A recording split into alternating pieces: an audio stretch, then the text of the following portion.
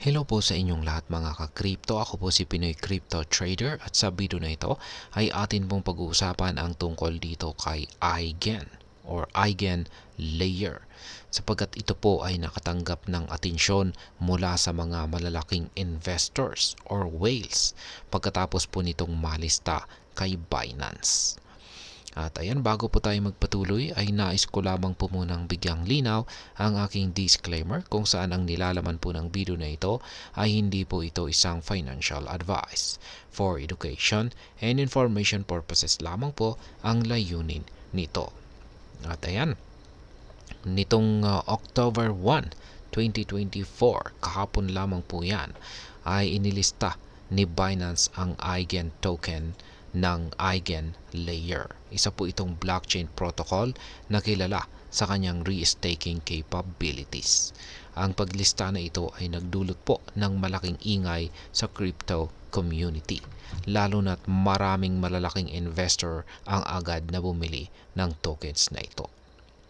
Sa unang ilang oras ng trading ay dalawa pong malalaking investor o whales ang bumili ng kabuuang 702,324 na Eigen tokens. At yan po ay nagkakalaga ng $2.86 million. Kaya ang ganitong kalaking investment mula sa mga whales ay nagpapakita ng malaking tiwala sa potential ng Eigen token. Bukod sa mga whales ay may ilang kilalang personalidad sa crypto community ang nakilahok din. Si GCR, isa po siyang prominent crypto trader, ay nakakuha po ng 253,946 na Eigen tokens mula sa airdrop. At yan po ay nagkakalaga ng $1.06 million. Kaya ang galing po niya. Airdrop po yan. Ginamit niya ang kanyang 7 wallets para makuha ang mga tokens na ito. At pagkatapos ay kanyang idineposito ito kay Binance. Samantala si Ginoong Justin Sa naman, ang founder ng Tron Network, ay pinaniniwala ang nakakuha ng 5.37 million na Eigen tokens. At na-content po natin yan sa nakalipas na mga video. Ngayon, ang Eigen token ay nagsimula pong mag-trade sa initial price na $4.293. Sa unang mga oras ng trading ay umabot ito sa pinakamataas na presyo na $4.304 bago bumaba. At sa kasalukuyan, ang Eigen ay nagtitrade na po sa $3.83 ayon po sa datos ng Coin Market Cap. Ang pagbaba ng presyo ay maaring magdulot po ito ng initial profit taking ng mga early investors. Ngunit nananatiling mataas ang interest sa token na ito. Nitong nakalipas po na September 17 ay nag-distribute ang Eigen Layer ng 86 million na Eigen tokens sa kanilang stakeholders.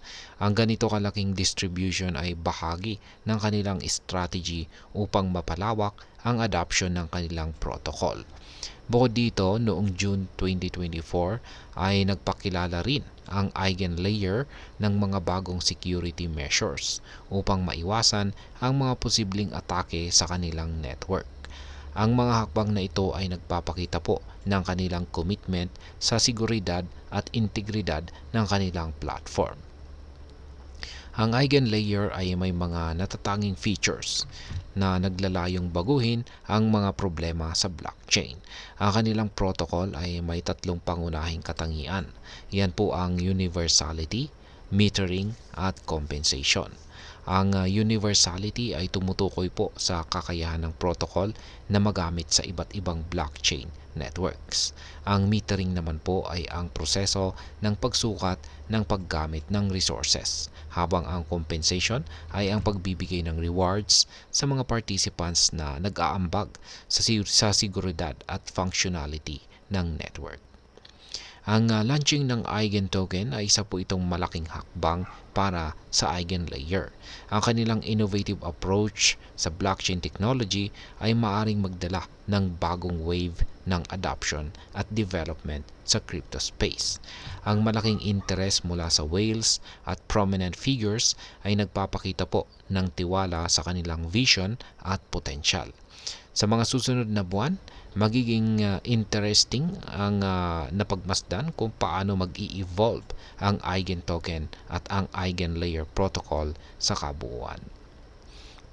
At ayan, ang aking masasabi po rito ay ang launching ng Eigen token at Eigenlayer Eigen token ng Eigenlayer ay nagdulot po ito ng malaking atensyon at excitement sa crypto community.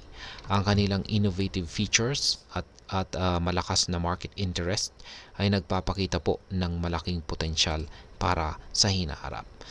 Kaya kung ikaw ay interesado sa mga bagong token listings at airdrops, ang Eigen token ay isang magandang halimbawa kung paano ang isang bagong project ay maaring magdala ng matinding impact sa market. At ayan, hanggang dito na lamang po tayo sa video na ito mga ka-crypto. Sana po ay inyong nagustuhan ang aking paliwanag sa video na ito. Kung inyo po itong nagustuhan, pag-click lamang po ang like button nito.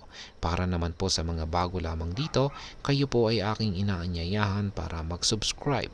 Pag-click na rin po ang bell icon nito dahil ito po ang siya magsisilbing notification nito sa mga bago kong videos na akin pong ina-upload sa aking YouTube channel na ito.